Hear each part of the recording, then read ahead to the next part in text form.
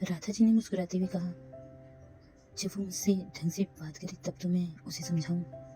वह तो अपने बाबूजी की बातों में ऐसे आ गया है कि अपनी माँ को बिल्कुल ही भूल चुका है।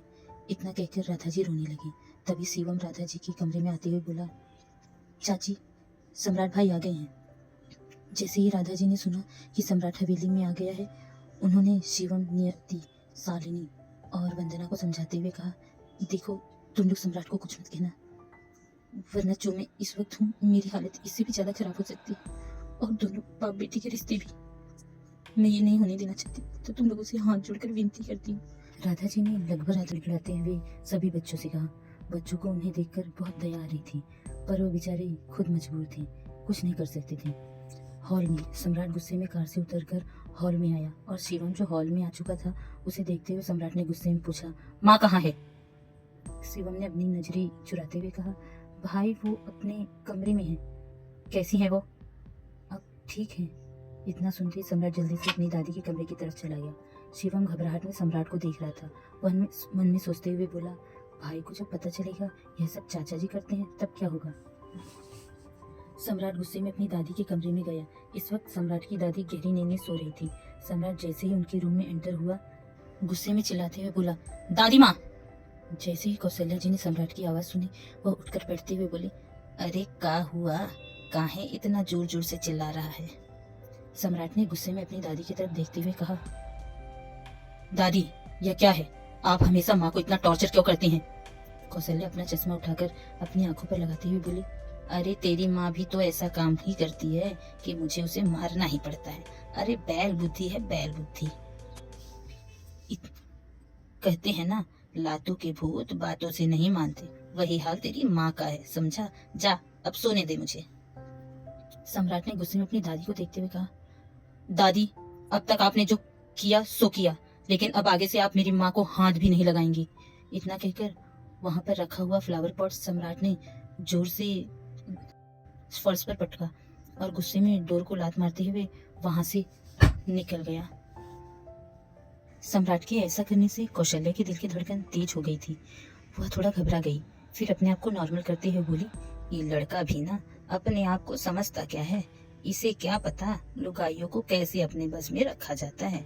अभी ब्याह हो रहा है ना, तो समझ में आएगा। इसीलिए तो हम ऐसी लड़की ला रहे हैं ताकि हम इस पूरे घर पर राज कर सकें और तुम भी ना अपना सर उठा सको। इस पूरे घर पर हमारा राज रखने के लिए यह सब तो हमें करना ही पड़ेगा। इतना कहकर कौशल्या देवी ने एक शातिर स्माइल की और फिर सोने लगी। सम्राट अपनी माँ के कमरे के पास आया। इस वक्त राधा जी अपने बेड पर चुपचाप लेटी हुई थी। हालांकि वह जाग रही थी, पर उन्हें पता था कि सम्राट उनसे 100 सवाल करेगा, इसलिए वह चुपचाप अपनी आंखें बंद करके लेट गईं और सभी लड़कियां अपने अपने कमरे में चली गई थी, क्योंकि राधा जी ने उन्हें समझा के भेज दिया था। उन्हें लगा अगर लड़कियां बाहर रहेंगी तो सम्राट उनसे भी क्वेश्चन करेगा, इसलिए उन्होंने उन लोगों को अपने अपने कमरे में सोने के लिए भेज दिया था। रुद्र प्रताप सिंह अभी तक घर वापस नहीं आए थे। सम्राट ने एक नजर अपनी माँ के कमरे की तरफ देखा और कमरे के अंदर एंटर किया। राधा जी अपनी आंखें चुपचाप बंद कर लेटी हुई थी। एक नजर राधा जी की तरफ सम्राट ने देखा। जैसे ही उसकी नजर उनकी चोट पर पड़ी, उसकी आंखों में खून उतर आया। राधा जी की पीठ पर, बाजू पर सब जगह कोड़ों के निशान थे, जिसे देखकर सम्राट को बुरा लग रहा था, लेकिन दादी को कुछ नहीं कर सकता था, इसलिए उसने अपनी आंखें जोर से गुस्से में बंद कर ली और एक नजर वापस अपनी माँ पर डाला और चुपचाप उस कमरे से निकलकर अपने कमरे की तरफ चला गया। सम्राट अपने कमरे में आकर अपने कपड़े निकालकर टॉवल लेकर बाथरूम में चला गया और शावर लेने लगा। पूरे दिन की थकान के बाद, इतना स्ट्रेस भरा दिन होने के बाद, आज सिर्फ एक ही सुकून भरा वक्त था जब वह कहीं और खोया हुआ था, और वह थी अवनी। जब अवनी को पहली बार देखा तो वह कहीं खो गया था। सम्राट को एक अलग ही एहसास हो रहा था। सम्राट ने शावर लेने के लिए शावर ऑन किया और अपने दोनों हाथ टाइल्स पर टिका दिए और अपना चेहरा ऊपर करके शावर के गर्म पानी को अपने चेहरे पर महसूस करने लगा। लेकिन जैसे ही उसने अपनी आंखें बंद की, अवनी का मासूम चेहरा और हंसी उसकी आंखों के सामने आ गया। अवनी का चेहरा आते ही सम्राट के फेस पर हल्की स्माइल आ गई, लेकिन दूसरे ही पल उसने अपनी आंखें खोली और मन में सोचते हुए बोला, यह क्या हो रहा है? उस लड़की को तो मैंने पहली बार देखा है, तो मुझे उसका चेहरा क्यों नजर आ रहा है? नो सम्राट, नो, तुम्हारी शादी होने वाली है। सम्राट, कंट्रोल योरसेल्फ। इतना सोच उस लड़की के बारे में वो फिर से सावर लेने लगा। फिर उसने अपने आप को कहा, इतना मत सोच उस लड़की के बारे में सम्राट। उसने अपने आप को समझाया और उसने फिर से आंखें बंद की। लेकिन बार बार अवनी का मस्ती करना, उसका खिलखिलाकर हंसना, उसका वह अट्रैक्टिव फिगर, उसकी खूबसूरत बड़ी आंखें और गुलाबी पंखुड़ी जैसे होठ सम्राट की आंखों के सामने किसी पिक्चर रील की तरह घूम रहा था। उसे कुछ समझ में नहीं आ रहा था हो क्या रहा है। उसने अपने बालों को कसकर पकड़ते हुए कहा, क्या हो रहा है मुझे? क्यों मैं बार बार उस लड़की को याद कर रहा हूँ? कौन हो तुम? कौन हो तुम जो मुझे इस तरह तंग कर रही हो? आज तक सम्राट प्रताप सिंह को किसी ने ऐसे तंग नहीं किया था, इसलिए वो परेशान होते हुए बोला, आज तक सम्राट प्रताप सिंह को किसी ने इस तरह परेशान नहीं किया था, तो तुम कौन हो? इतना कहकर सम्राट फिर सावर लेने लगा। सावर लेने के बाद सम्राट ने जल्दी से टॉवेल लपेटा और बाथरूम से बाहर आया और अपने कपड़े पहने और बिस्तर पर जाकर पीठ के बल लेटकर सीलिंग को घूरने लगा। वह जहाँ भी देखता उसे सिर्फ और सिर्फ अवनी का चेहरा ही दिखाई देता। वह आंखें बंद करता तो उसे अवनी का चेहरा दिखाई देता। उसे कुछ समझ नहीं आ रहा था उसके साथ हो क्या रहा है। रात भर करवट बदलते बदलते सम्राट को कब नींद लगी उसे पता ही नहीं चला। सुबह के 5 बजे होटल रूम। रिया, रिद्धि, नीरू और सिया सब उठ चुके थे और रेडी हो चुके थे, लेकिन अवनी अभी भी घोड़े बेचकर सो रही थी। रिद्धि ने अवनी को उठाते हुए कहा, यार अवनी उठना, तुझे विश्वनाथ मंदिर नहीं जाना क्या? अवनी ने अलसाई आवाज में कहा, अरे यार 2 मिनट और सोने देना प्लीज।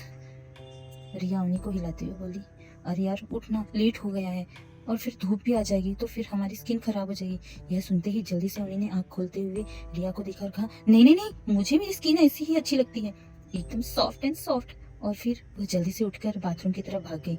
यह देखते ही चारों सहेलियां जोर जोर से हंसने लगी। सिया ने अपने फ्रेंड को देखते हुए कहा, देखा इसको अपनी स्किन की कितनी चिंता है। और यह सुनकर सब हंसने लगी।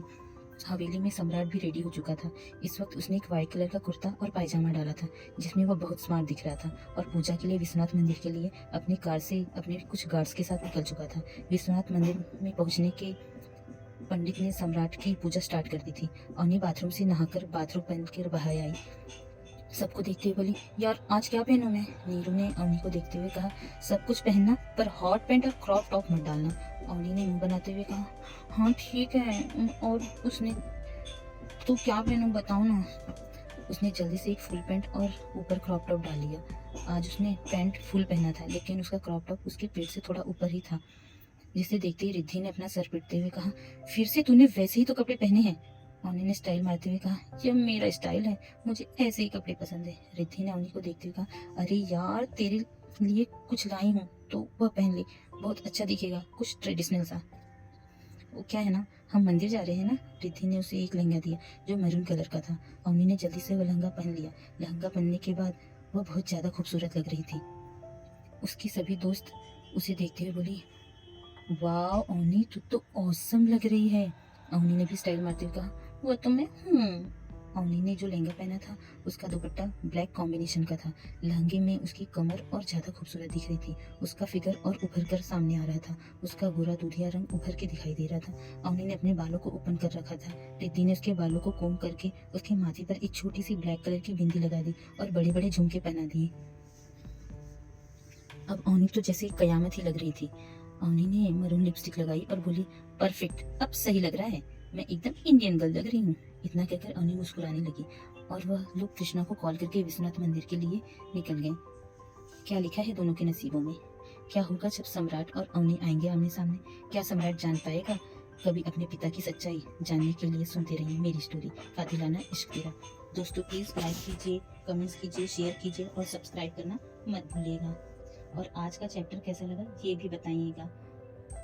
थैंक यू सबको, मेरी तरफ से थैंक यू। जो मेरी स्टोरी सुनता है और जो कमेंट्स करता है और जो लाइक करता है उसे भी थैंक यू वेरी मच।